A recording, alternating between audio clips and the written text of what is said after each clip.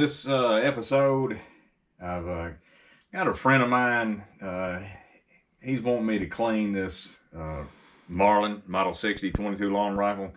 And oddly enough, he's the son of the guy, the old man that I'm fixing the Remington model Sportsman 58. Y'all may notice that, you know, these old timers, you see something in common. Every gun I have worked on for them is just the same way. Anyway, I thought that was kind of funny. All right, so let's see what we got to do here. Let's pull the trigger group out first. Now, the thing is so fouled up, and I've already got it in there, so there's no need to, but I can explain to you. When I pull the bolt back, it stays back. That's how fouled up it is. So, I'm going to go ahead and get the trigger group out first.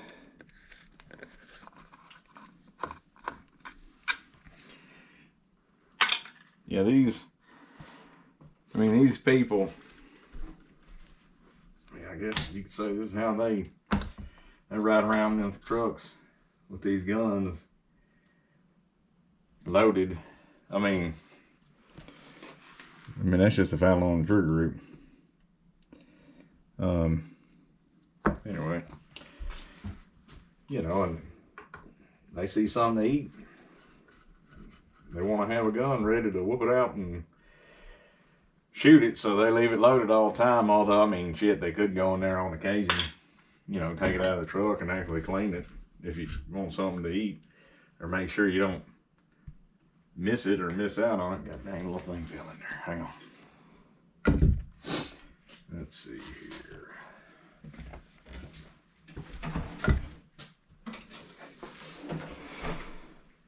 But lots of folks are like that.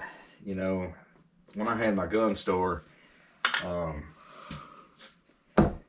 I'd have people come in the store and they talk about, oh, this gun ain't no good.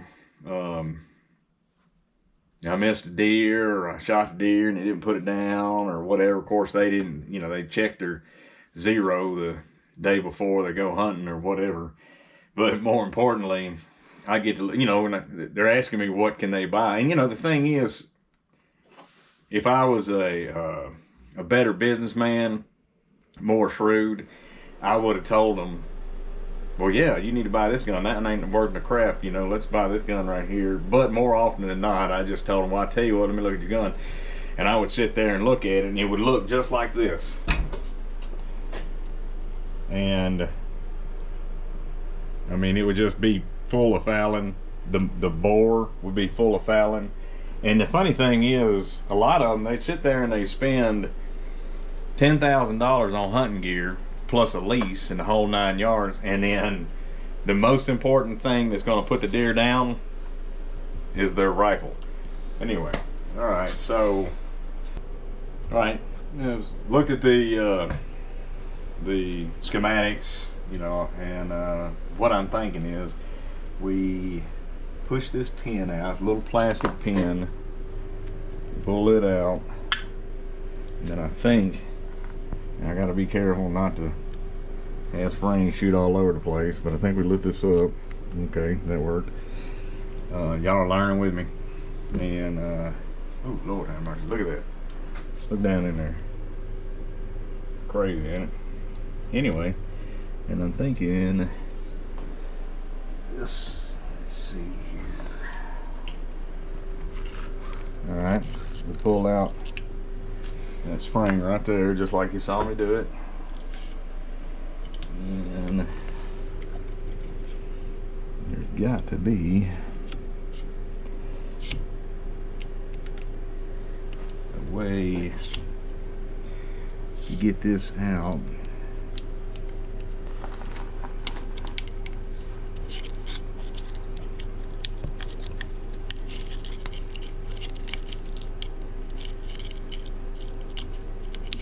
There we go. Y'all saw how I did that? Lifted up on the ass, got it about right there, turned it, got that out. Okay, so that's the bolt and the charging handle. So now what I'm going to do is we'll take this out to the parts washer. Now, you know, when it comes to whatever type of cleaning solution you want to use, I'm gonna tell you something. It's not near as complicated as some manufacturers of cleaning solutions try to make it, that they sell for super expensive. Now, I do like Butch's Bore Shine, but it ain't no better than a lot of other things. I'm gonna tell you, parts washer fluid, kerosene, all that stuff will break down fouling. I usually take the receiver, you'll see me here in a second. We're gonna stick it in the parts washer, and I've got a little brush right here. These are actually for TIG welding and for cleaning, but they work great for cleaning guns too. So let's go ahead here and put this thing in the parts washer. I mean, not everybody's gonna have a parts washer, but I can tell you, you can go to Tractor Supply and you can get the parts washer fluid. And if you're just filling with guns and whatnot, you can put it in a 5-gallon, or it comes in a 5-gallon bucket, and just dip it down in there. You know, make sure you got all your springs out. I mean, you see how quick it's cleaning that fouling off. I ain't gotta have no Joe Blow's bore cleaning gobbledygook for $1 million, a 2-ounce bottle. I mean, don't get me wrong, this parts washer fluid and the kerosene, you know, that kind of stuff ain't exactly cheap, but you're getting a 5-gallon bucket full that's the last one you'll have to buy for the rest of your life. All the fouling's out. We'll still hit it some with the brush, but we can go inside and do that. We'll call that good for now. Well, I tell you what we're gonna do right now before we get to the trigger group. Now we'll use a little of this with my bore snake just because it's handy right here and I've got it. But I mean, if you had a 5-gallon bucket with the parts washer fluid, it'd work just the same. Now,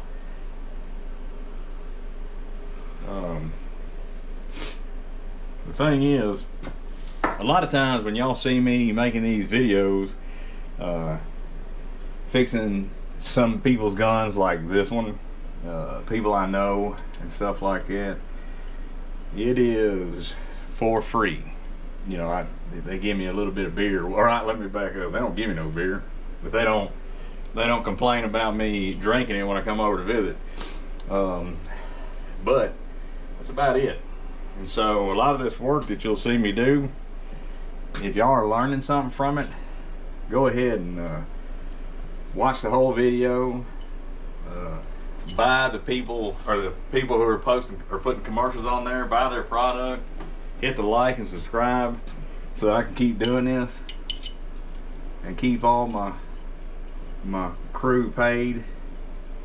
My cameraman was already complaining just a few minutes ago about not making enough money. Anyway, if y'all got these bore snakes, I used to have, well, I still got all them rods and stuff, you know, from all the cleaning kits and whatnot I bought through the years, but you know, I'm all about some bore snakes nowadays. Anyway, let's hit this with a little brush, just a little bit. I keep these cut up t-shirts. Now if you got kids, all my old t-shirts that I wear out, that which you're gonna notice if you watch my videos, that I ain't exactly one to give up on a garment. I may have a nice shirt on today, but that ain't every day. But I'll have them threadbare. But I'll take them shirts and I have the kids cut them up for me for cleaning patches. Back when I used to compete a lot, you know, I had to clean my guns a lot, and so I needed them patches. But anyway, just saves money instead of buying fancy stuff that don't do the job. Honestly, the t-shirt material I found cleans better than all them fancy patches that you can get. All right, let's set this over here. Take a look at this Tell you what, let's just take all this out there and get some of that. I'll be right back. I'm gonna get some parts washer fluid on this, kind of scrub it a little bit, and I'll come in here and finish it. Give me a second. All right, we got it cleaned up. We got the trigger group cleaned up. A ton better than it was. I mean, trigger group, the hammer firing, jim jamming. That's the trigger group. Got it cleaned up. Okay, I mean, this gun's gonna be functioning again. We got the receiver cleaned up. Now I'm gonna tell you once again, all the Miracle lubes and all that. I'm saying Miracle lubes. I'm about to tell y'all about one that I know works really good and it's inexpensive. But when I say Miracle lubes, I'm talking about them Brownells and, you know, Midway USA, or you go to Walmart and they got this special gun lube and preservative, and it's $50 for that 2 ounces or whatever. You don't need that. Now we're going to use LPS brand TKX. This is a spray lubricant. It's also oh crap, I can't think of the word. It displaces water. So if there is, you know, by some chance, trace amounts of water in whatever you're doing, real good. Like if you were in the rain, and you come in, this will do the trick. I use this stuff when I'm doing bluing jobs after I do my hot water dip. I don't use no Brownell super fancy water displacing oil.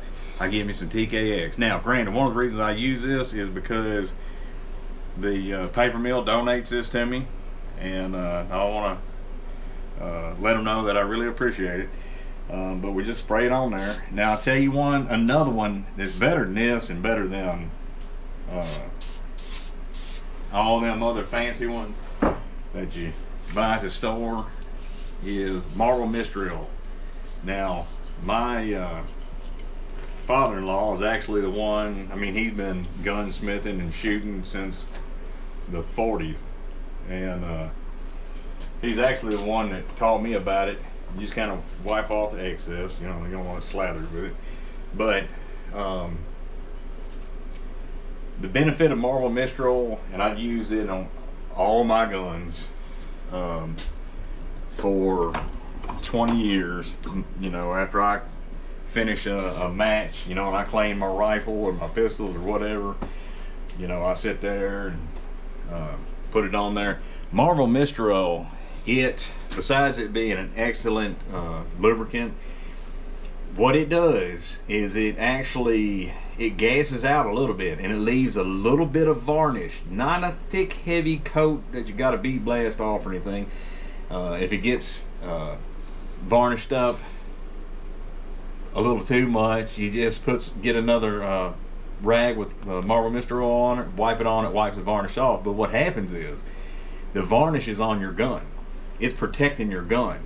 So you put it in your gun safe, or you put it somewhere, and it's got like a shell around it. Just, I mean, not like paint, don't think like that, but and that shell's gonna protect your gun, and then when you're ready to shoot it, if it's been sitting up for a long time, you might have to oil it again, kind of clean it up, but you ain't gonna have no rusted gun. Anyway, all right, one of the things you do want to focus on is you want to make sure your feed ramp and where the magazine tube feeds the shell in there, that you really focus on getting that clean. All right, I'm gonna slide that in. Remember, this thing's got to go in here like this and turn. So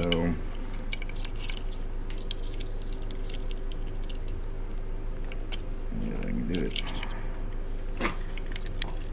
like that. Okay.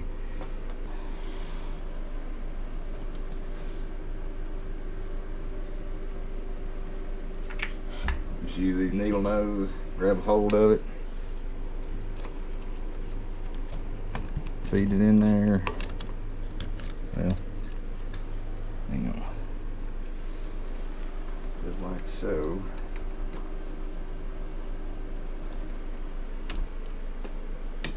Get it in the little tit right there.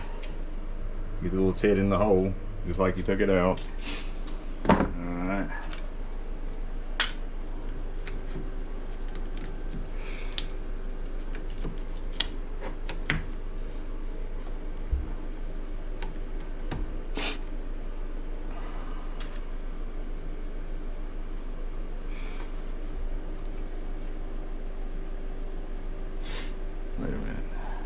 This goes right here. Yeah. For the trigger group. All right, so put that back in there. You're gonna want to start your trigger group. Make sure that you can get it underneath your electrical tape. Okay, my editor's done got on my ass again because I didn't film me putting the receiver and the barrel back into the stock.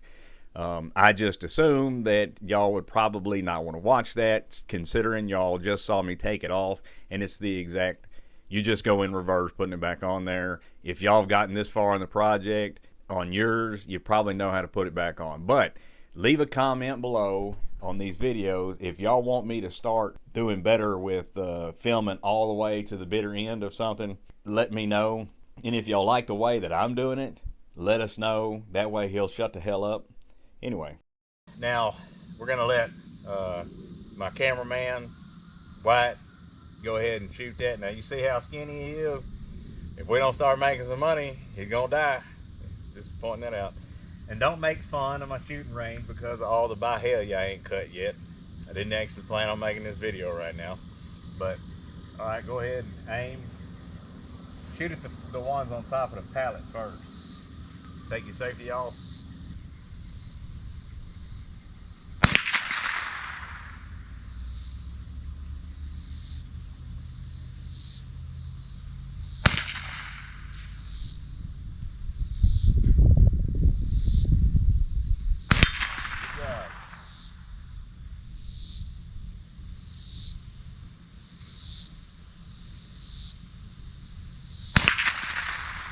Wood.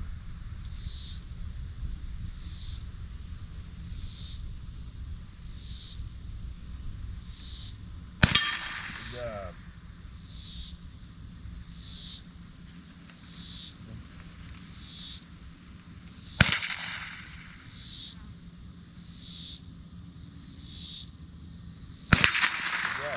All right.